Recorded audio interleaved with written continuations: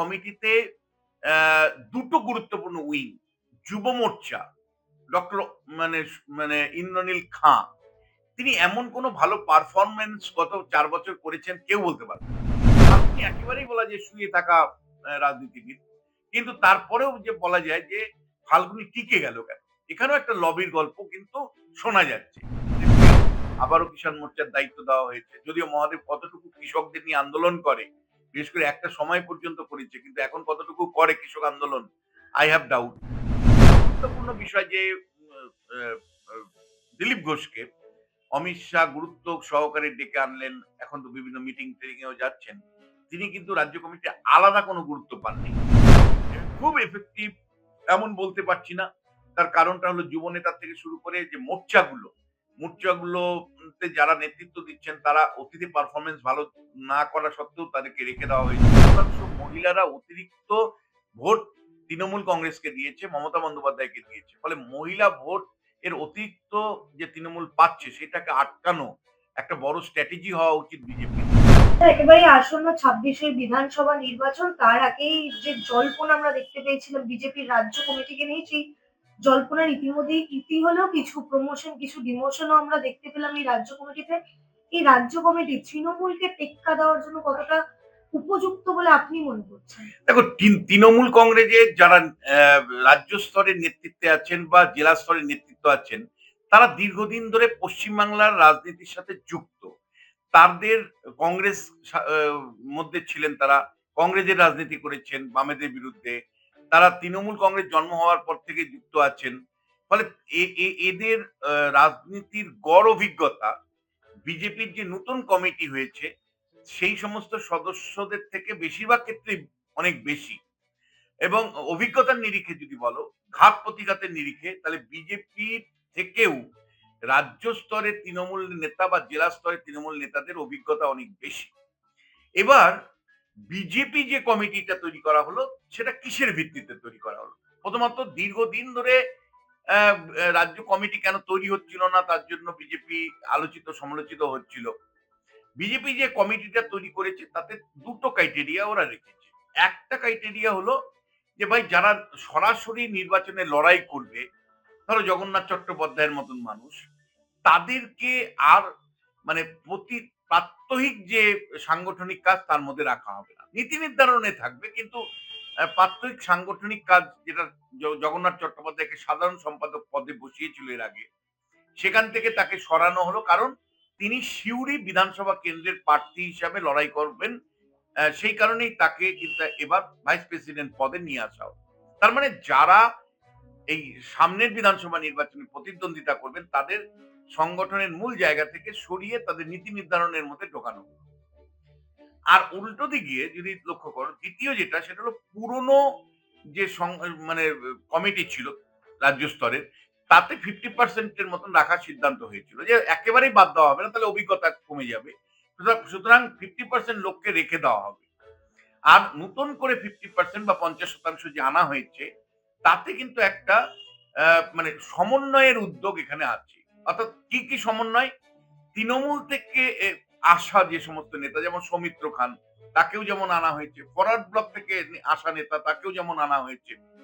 আবার যারা মানে উম ধরা যাক এর আগে তেমন গুরুত্ব পাননি সংগঠনে, যেমন বাপি গোস্বামী জলপাইগুড়ির যে সভাপতি, জেলা সভাপতি, তারকে সাধারণ সম্পাদকের পদে আনা হয়েছে। এটা একটা দিক। আ উ তার মানে একদিকে ৫০% পুরনো মানুষকে রেখে দেওয়া, আর নতুন যাদেরকে আনা হয়েছে তাদেরকে বিভিন্ন স্তর থেকে, বিভিন্ন গোষ্ঠীর থেকে আনার উদ্যোগ ছিল। আ এবং নতুন বিভিন্ন দল থেকে যারা এসছেন তাদেরকেও অন্তর্ভুক্ত করার উদ্যোগ ছিল। কিন্তু ৩-৪ টে ব্রড জিনিস ধরা পড়েছে। একটা হলো যে এই যে কমিটিটা তৈরি হয়েছে, এটা একেবারে এক্সিলেন্ট আমি এই কথাটা বলতে পারছি না।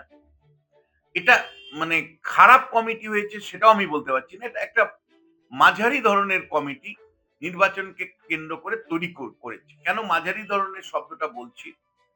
তার কারণটা হলো যে এই এই কমিটিতে আ দুটো গুরুত্বপূর্ণ উইং, যুব মোর্চা, ডক্টর মানে ইন্দ্রনীল খাঁ, তিনি এমন কোনো ভালো পারফরম্যান্স গত ৪ বছর করেছেন কেউ বলতে পারবে না। তিনি খুব বিরাট কিছু রাজনীতি করেছেন এটা কেউ বলতে পারবে না। আহ, তার মুখ বদলটা হলো না কেন? তার মুখ বদল হলো না কারণ তার সাথে দিল্লির যে আরএসএস বা দিল্লির সাংগঠনিক লবি, বিশেষ করে বিএল সন্তোষের যে সম্পর্ক, সেইটাকে উনি কাজে লাগিয়ে কিন্তু নিজের অবস্থানটাকে ধরে রাখেন বলে আমার মনে হয়। দ্বিতীয় যে বিষয়টা সেটা হলো যে তুমি লক্ষ্য করে দেখো ফাল্গুনী পাত্র, তারও পারফরমেন্স ভীষণ লো ছিল। মানে মহিলা মোর্চার যে দাপট অগ্নিমিত্রা পালরাও দেখিয়েছিল, লকেট চট্টোপাধ্যায়রাও দেখিয়েছিল, ফাল্গুনী একেবারেই বলা যায় শুয়ে থাকা রাজনীতিবিদ। কিন্তু তারপরেও যে বলা যায় যে ফাল্গুনী টিকে গেল কেন? এখানেও একটা লবির গল্প কিন্তু শোনা যাচ্ছে। ফলে দুটো সবচেয়ে দলের গুরুত্বপূর্ণ উইংকে বিজেপি রাজ্য কমিটি গঠন করতে গিয়ে কিন্তু কম্প্রোমাইজ করেছে এখানে লবির জোরে কিন্তু তারা রয়ে গেলেন বলে আমি মনে করি।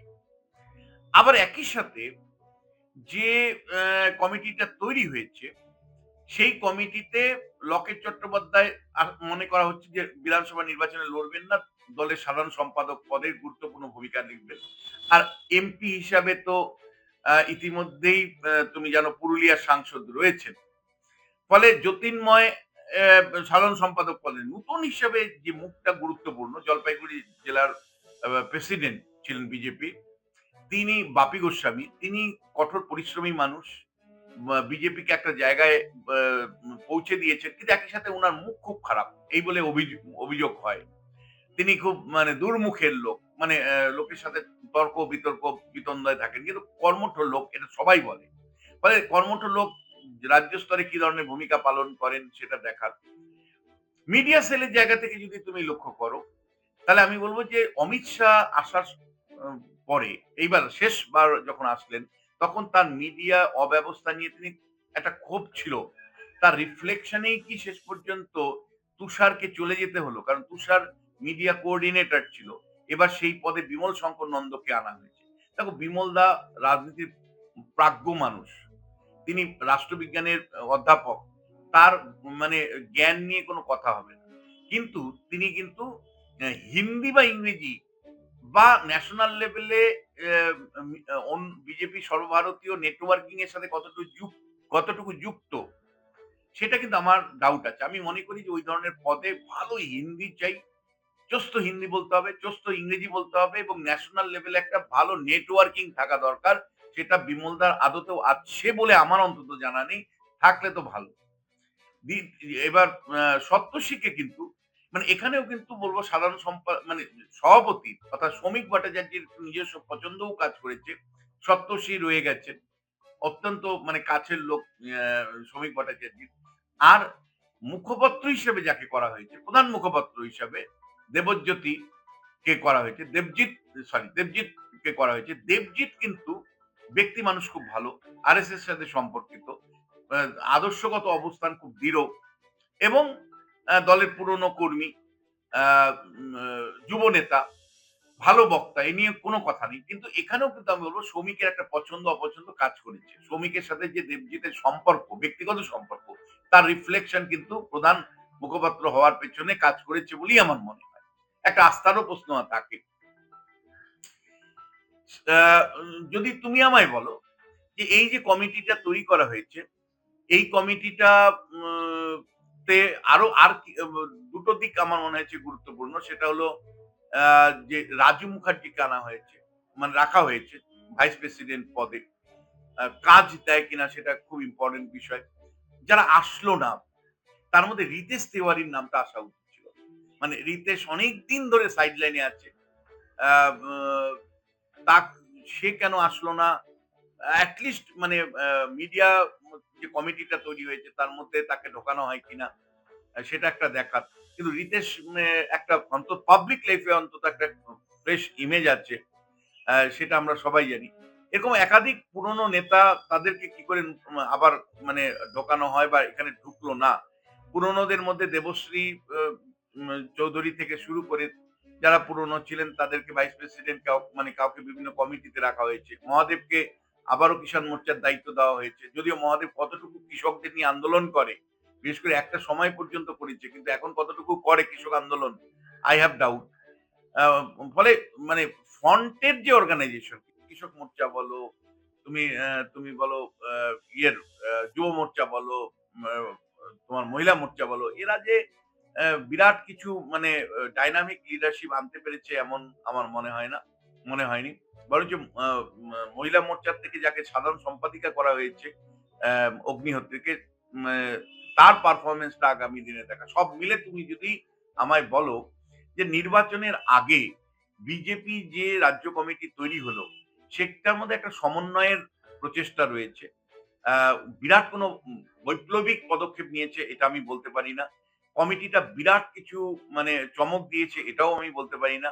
দেখো শেষ পর্যন্ত বিজেপি রাজ্য কমিটি অনেকটাই কিভাবে কাজ করবে না করবে তার নির্দেশিকা আসে দিল্লি থেকে।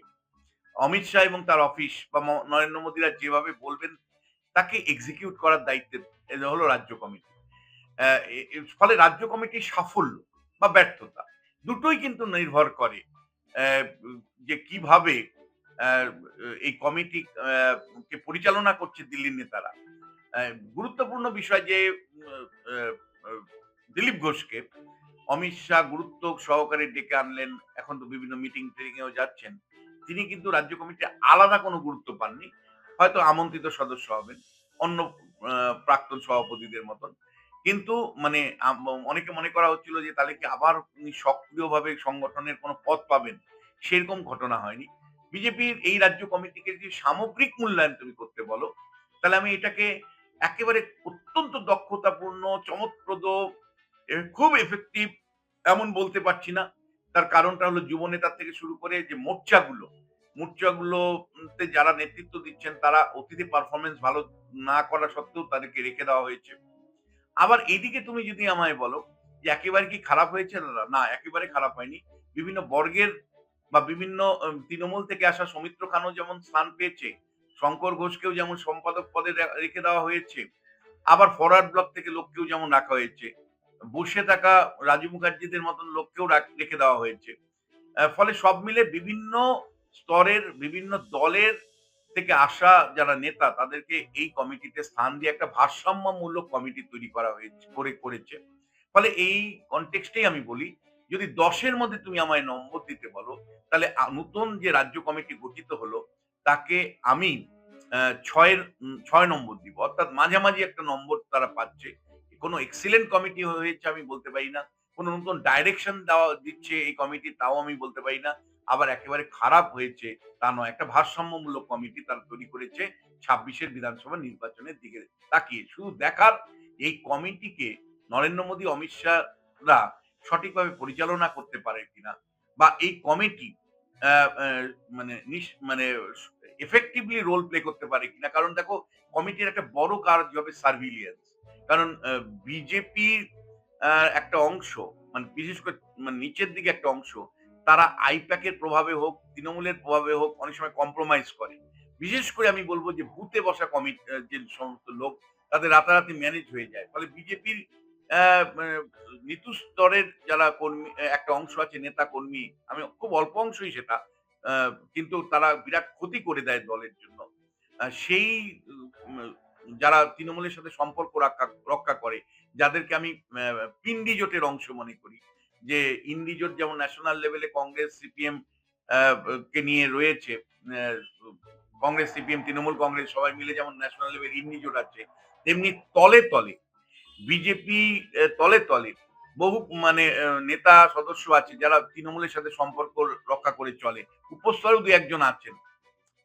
ফলে এই পিন্ডি জোটকে জোট যাতে গড়ে না উঠে নির্বাচনের সময় সরাসরি লড়াই করতে পারে সেইটাকে রক্ষা করে একটা ভয়মুক্ত ফ্রি ফেয়ার ইলেকশন রাজ্য বিজেপির যে কমিটি তৈরি করলো, রাজ্য কমিটি তৈরি করলো, সেই কমিটির সদস্যরা সক্রিয় ভূমিকা পালন করতে পারে কিনা, মোদী, অমিত শাহরা তাদেরকে নেতৃত্ব সঠিকভাবে দিতে পারেন কিনা, তার উপরেই কিন্তু বিজেপির ২০২৬ এর নির্বাচনের ভবিষ্যৎ লুকিয়ে রয়েছে।